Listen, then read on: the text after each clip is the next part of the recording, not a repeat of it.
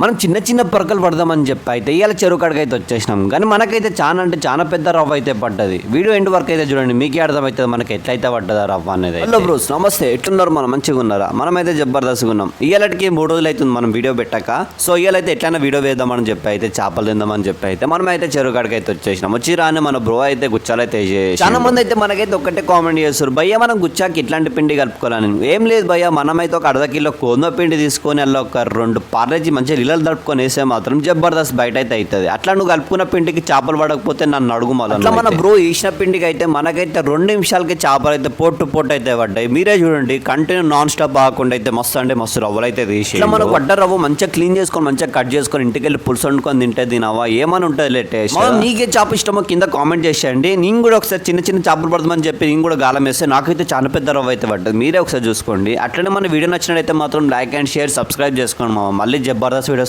అయితే మళ్ళీ వస్తుంటాం మీ ముందు.